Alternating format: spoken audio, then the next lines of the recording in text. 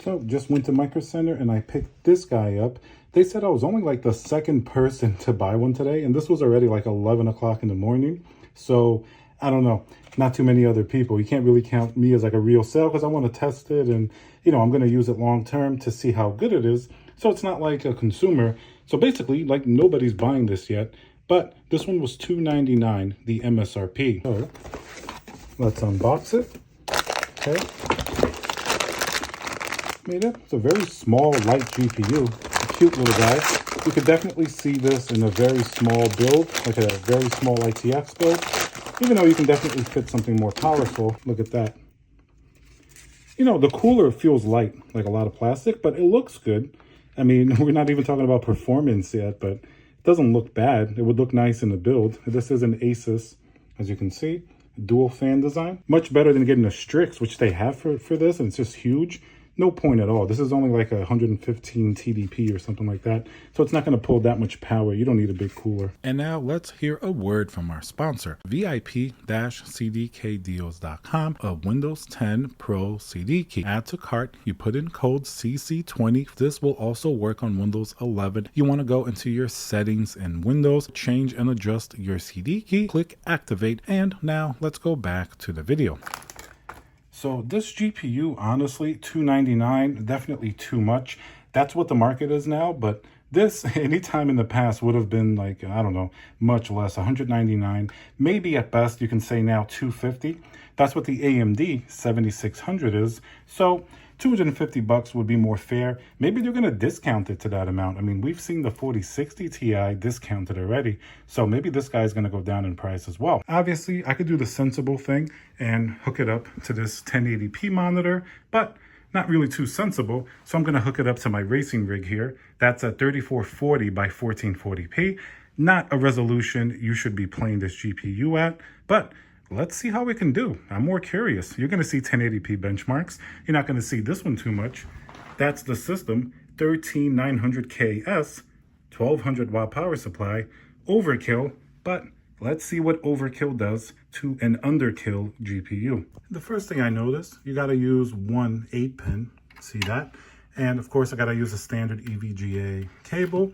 I do have a really nice cable mod custom cable, as you can see, but this one is going to be that 12, VH, the high power connection for like, any other GPU like the 4090, 4070, etc. that have this connector. But this, just 8-pin. I guess that's better for most people. That's what people have been using for a long time. But I got to use an ugly cable instead of my custom one. So that's fine for now, I guess. So let's plug it in. Let's see what happens. Plugged it in. Everything is booting up. You don't get any RGB or anything like that. But I must say, it looks pretty good. It's a nice looking cooler, being a base MSRP, doesn't look cheap at all. Will definitely be really nice, and it's already started up. Looks really cool. Doesn't look bad, very small. Seems quiet so far. So we're gonna throw it on some games, see what it does. Let's see how it can handle a system really built for a 4090. That's a 13900KS. Ultra wide monitor, and of course we also get new drivers today. So here are the results. About 68 FPS average. You can see here RTX 4060, and then of course the 13900KS, and of course the resolution. So now let's see a game that has a built-in benchmark, Horizon Zero Dawn. See, we're gonna put it at 3440 by 1440. We're gonna put the graphics. Let's try it on ultimate. GPU's thing very cool. Look at that, 100% and 115 watts, 114 watts now, 118 watts. Obviously 8 gigabytes of VRAM. This is going to be the allocation up here, and that's the amount that it's using. This isn't a game that's going to max out the VRAM, I don't think. So I would say this is acceptable. Look at that power, only 114 watts. If I peek back behind me here, you can see the GPU's right in there. Ultimate quality. So I mean, that's not too bad. That's very, very playable. For comparison, a 4070 Ti on the same system got 127 FPS average. So, I mean, that's going to be, 2.5 times the price. So you're still getting a good amount of that performance. So that's, for $299, that's not terrible. So how about Hitman 3?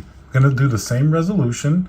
We're going to upscaling off. We're gonna have ray tracing on though, and basically the highest settings that I can set. Ultra, as expected. I mean, look at that average so far. That's about 34, 35 FPS. But this is max settings at a resolution this GPU is not meant to do with ray tracing.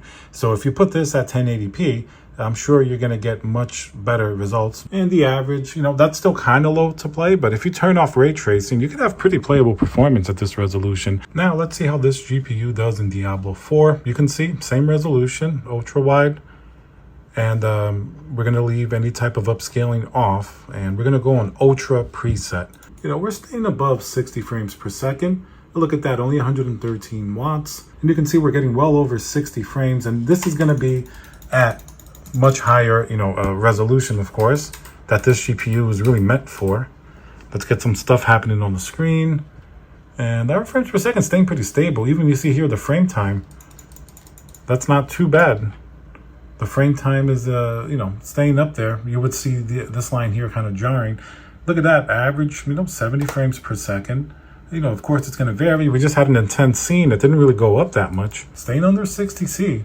I mean, this is ultra, so basically every, graphics options is turned up, and it's not meant for this resolution. And this game can go up very high with the VRAM amount, and you can see here, let's see, it's using less than 5,000 megabytes there.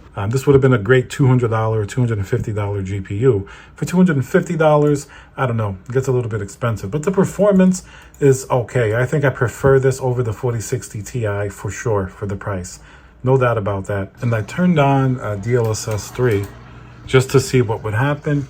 And then you go over 100 frames per second, at 3440 by 1440. So at ultra wide. A lot of action going on there, and it's staying pretty smooth under 100 frames. And you see the GPU staying very cool still. So you could definitely play this all maxed out on ultra with DLSS 3 at 100 frames per second on ultra wide, which is kind of, that's not too bad. I'm trying to find something wrong with that, but at $299, that's a pretty good experience. I can't believe I'm saying it, but I wish it was $249, but this isn't terrible. $300 and you can play basically playable. Look, it's not skipping.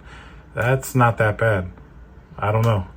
I'm gonna have to reconsider the GPU hierarchy now, because this really is probably much more recommendable than maybe a 4060 Ti would be, I think.